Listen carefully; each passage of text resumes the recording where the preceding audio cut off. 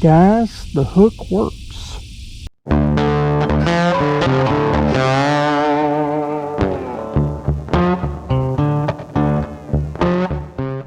Welcome back. I'm your host, Ken Johnson. Today we're going to be talking about hooks.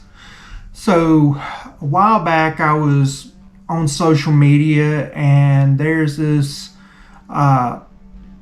hook modification, and I thought it was the craziest thing I'd ever seen. But then I remembered something from my childhood.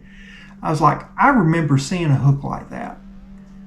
And so you could buy them, but over the years, as the mom and pop stores have went away, the market has changed.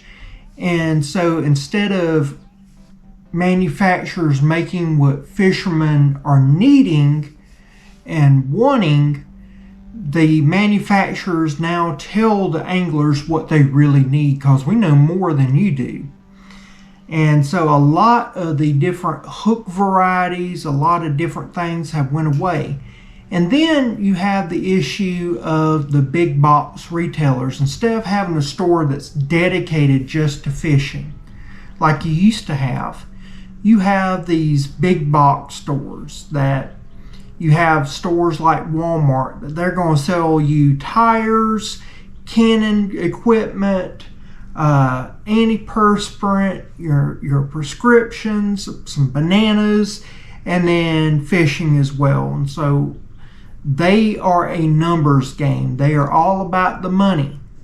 And so we have seen over the years, if you're an angler, you've seen it, the size of the sporting goods section dwindle. And so that's because they value certain things over others. They shouldn't, but they do. And it's a money game for them, because all they care about is money, not the actual sport. You have some like Dick's. So you go to Dick's, they're supposed to be sporting goods, but they care about apparel and everything else but fishing, it seems like. Their section has dwindled next to nothing. And that's because, again, that's the market. You have these brands. You have 6th Sense. You have Guggen. You have all these brands that are coming out saying you need this. This bait will do this. And then you have Gamakatsu, and you have Eagle Claw and all them, that they're like, well, we're trying to compete, so we're just going to whittle down our selection to what we can get into the big box stores. We're not going to sell the atypical hooks that we used to make. And so the market shifting is what I'm saying. I'm not making a assault on a specific brand. Don't get me wrong. There is a place for Guggen. There is a place for 6th Sense. There's a place for the standard hooks that I buy all the time from Gamakatsu, Eagle Claw, all these Mustad, all these different companies. But then you need some irregular stuff, and there's really nowhere to buy it. If you do buy it, you're going to pay a small fortune. So this video is just, I thought it was odd and interesting, so I just want to do it. So hope you enjoy. Step 1, make sure that you have a Aberdeen or some type of hook made out of a wire that you can bend, because if this is too brittle, it will break. And what we're going to do is we're going to take this piece right here. So it'll look like that. Now we're going to take that and move it up.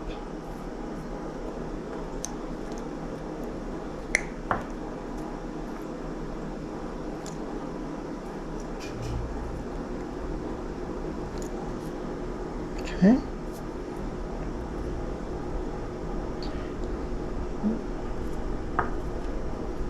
Go.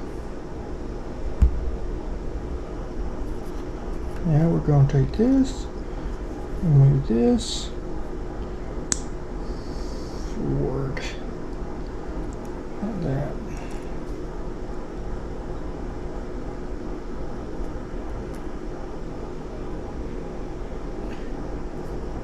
Now straighten her out.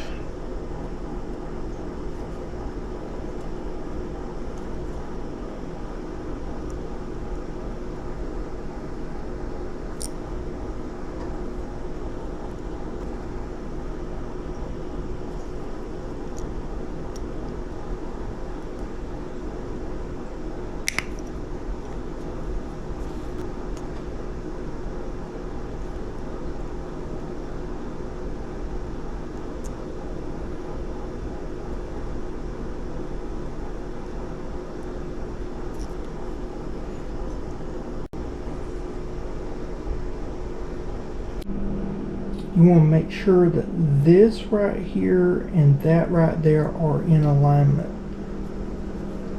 So imagine a line going right down, perfectly down the line there from the tip of the hook to there. That's what you want, and you want all the parts flat. Step number 1 is to make sure that your hook is made with a flexible wire. Use a hook such as an Aberdeen hook. Step number 2 is to bend the hook 90 degrees at the hook point. Step number 3 is to bend the hook point down 27 degrees. Step number 4 is to bend the hook forward 45 degrees between the hook eye and the hook itself where it was bent.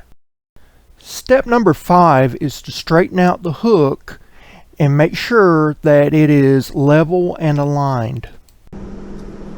Now we're going to do a snell knot. Snell knot going through this eye here. Okay.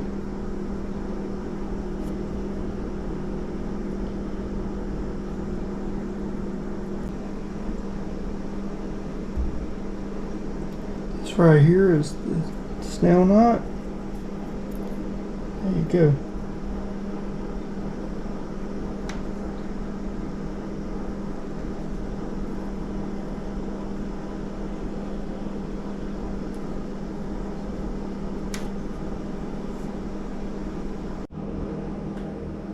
Sometimes you need a circle hook, but you cannot find one in the size that you're fishing with. This is great for small hooks, light wire. The trick not only is the bend, but also the knot used and how you tie the knot. So it is a two-part system. Okay, so I had a few dead worms that I guess I got too cold. I put them in the ice chest. I shouldn't have done that. I should have left them out. They would have been fine. But I dug them yesterday. I've got live ones, but I'm going to try to use up these dead ones first. So I'm just going to toss around here under these little saplings, and then this thing goes on back. I'm going to see how far back it goes. This right here looks fishy in a good way.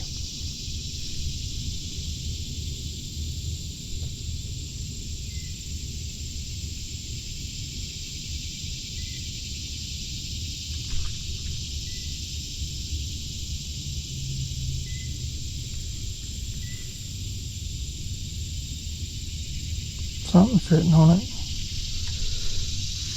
Something's taking it. Guys, the hook works. So we got us a little sunfish here. I'm going to probably turn on the aerator and keep it as bait and see if we can't catch something bigger. But yes, the hook works. It hooked itself, ran off, worked just like a circle hook. This is Aberdeen. So you can't get a circle hook very easily at that small. So this is perfect. Guys, I am looking at what might be a 3-pound bass. So we're going to try to see if we can't get him on an Aberdeen hook. Yeah, this ought to be fun. And I just tossed on his head, which is not what I wanted to do.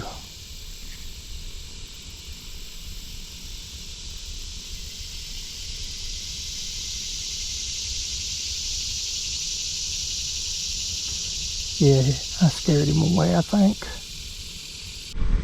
I swear this place just gets prettier and prettier the further I go. Guys, we caught another one. This one inhaled it. Wow. Alright, so yet again, proof of concept. This one I'm going to have to figure out how to get it out, because it's... Alright, let's see how to get it out. Alright, I'll be back in a minute. As we're on, we got a bigger one. We got a big one. Oh, this is a keeper. This is a keeper. Oh, man. This looks like a bluegill shellcracker hybrid. Wow. That is that's my hand. So, I mean, that right there is eating size right there. So we're throwing that one in the cooler.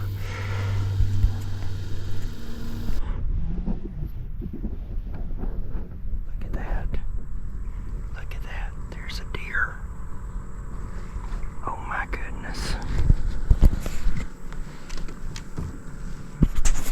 Wow. That is special. Well, it is sunny and raining, folks. I love Florida. I wouldn't trade it for nothing, tell you the truth. Got to see a deer. Saw some squirrels coming in, caught some fish. Probably gonna still catch some fish. Can't say it's a bad day. There's a little turtle looking up at us, a little slider. Yellow-bellied slider. I think that's kind of neat. Hello, turtle. Turtle, turtle. There's another one over there coming up to a tree. Y'all are not going to believe this. I was draining out the water, and as I was draining out the water, my bubbler fell off and came unhooked. So I don't have a bubbler anymore. I even tried to use my magnet and that didn't work. So I'm out of luck. I lost it, had to buy another one. Luckily they ain't that expensive. It's just aggravating. Yeah, this was a weird thing. It works. It works. I mean, the fish hook themselves very easily. So it works. I can't say that it don't work. It's a pain in the butt if you do anything other than a light wire hook. And I busted off more hooks than I care to think about. And it was the stiffer the wire, the harder it is to bend. So if you're doing something like a Aberdeen hook, all right, that is a light wire hook that's meant to bend out and be rebent back. That works perfectly. The application for this is areas where you're not going to be able to get a circle hook very easily in that size. You want something that you'd say, okay, would I use a circle hook in this application if I had one? Okay. If you say yes, which most cases for me, that's always yes. There's a lot of people who don't like circle hooks. That's because they like to jerk. If you jerk and try to set a hook with a circle hook, it's never going to work. You just slowly reel in. This is like a circle hook. You don't jerk. You just reel in. So for me, circle hook is my primary hook that I like to use. I'm not one of these that I just want to snatch a fish. So I would, whenever I'm using natural bait, I rather use a circle hook. And that's because you normally get them in the lip or anything of that nature. This one I found you don't really get them in the lip. It's not like a true circle hook, but you can't find, size 4 circle hooks, size 6, size 8, size 7. You can't find those circle hooks very easily anywhere, in any store. Even, well, we don't really have that many fishing stores that are dedicated just to fishing anymore, like I said in the intro. But the ones we do have, they're not going to have circle hooks that small. Most people don't have circle hooks that small, and you can't find manufacturers making them that small. If you go online and do find them, you're going to pay a small fortune. So this is a way to get circle hook like benefits of the self-hooking, where you just slowly wind it in. That you get that benefit, but the problem is it doesn't hook them just right in the lip. It's wherever it can grab. It's not as specific as a circle hook. I also find that it's very grabby. It's super grabby. When you do that, it's going to grab onto anything and everything. So I was fighting the hook all the time, just grabbing around stuff. So if you're used to, doing things and letting the hook flop around, no, you can't do that with this. It's going to grab. It wants to grab. It's wanting to catch stuff. You have engaged the hooking mechanism of that hook. I mean, it is amazing how much it grabs. The other thing is, if you got an Aberdeen and you bend it and you do it that way, you have negated the benefits of the Aberdeen at that point in time. So what do I mean by that? Well, an Aberdeen hook is specially designed so that when you hook into a log or something other, it'll just pull, bend out a little bit, just enough for you to get the hook back without breaking your line. And that makes it very handy in certain applications. So, not all the time do you need a strong hook. Sometimes you need one that's bendy. When you use this application on an Aberdeen, that bending, it causes it not to be able to bend like it's supposed to. So if you get hooked on a log, it's not going to give way. It's going to pretty much stay that way because the force is not a direct force. You got all those bends, so there's no direct force for the Aberdeen to do as it's designed. So you've ultimately engaged all the hooking features, but also disengaged all the safety features to retrieve your hook. So just realize that. And like I said, on some hooks, the tempering on them is totally different. It's stronger. It's not as bendable, and for those reasons, you'll break your hook. If you don't break your hook, bending those things are a pain in the tuchus. So in cases where you can get a circle hook, just use the circle hook. But in cases where you can't, use something like an Aberdeen or whatever, and you'll have some really good success with this hook. And I think you will like it. I think it was neat. I want to thank the creator that put this out there, because it's not my idea. It was theirs. I just put it for my audience so that you could see it. I'll put down in the description his channel, and I just want to thank that creator personally. I think it was a fantastic idea. I know that creators catch a lot of heat, and especially if you're not American, sometimes the anglers from America can be a little rude if you're not from America and you're showing how you do stuff in your country. I've seen some of the comments. I read some of the comments. Some of them I don't think are justified, personally. So I just want to say that not all of us are that way.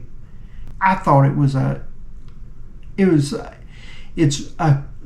I'm not saying it's what I saw when I was a child, but it was something reminiscent of when I was a child that used to be able to buy very commonly in the bait and tackle stores. And since we don't have those anymore, yeah, it's bad. You just can't get that diversity like we used to. I wish we could get some of that back. I'd love to have the convenience, but also diversity. You can't have it all, unfortunately. I know that, but it'd be nice, especially in this day and time with the internet. You would think that there'd at least be some online shops that had that, but there's not. So I think it's great. Give it a shot. Now, some people have been asking how they can help out channel. I've explained before that you can do super thanks. You can buy feather paintings from me, so if you hadn't seen those, definitely you can do some feather paintings. But another thing that you can do is if you like quality menswear, t-shirts, socks, shorts, underwear, you name it. Fiabalk, I'm a brand ambassador. All you gotta do is use my promo code KENJO882. Use the link down in the description. You'll get 20% off. It is the best, most comfortable shirt that I've ever owned that I'm wearing today. And that's a way to help out, because when you use that promo code KENJO882 at checkout, you'll get 20% off, and I'll get a small commission. It's a way you can help out channel and also help out yourself. I hope you enjoyed this video. Please give it a like, share, comment, subscribe, all that stuff. It really does help out. I've tried to explain it numerous times, and I don't know of another way to explain how much YouTube sees those engagements as being beneficial and how much it helps out our channel. So please, if you would do that, I would appreciate it. Now up here is a video I think you might like. Over here is another video I think you might like. Now down below there's a video based off of your viewing preferences and history. YouTube thinks that you might like of my content, and the reason why I say that is because this video is over with. Bye.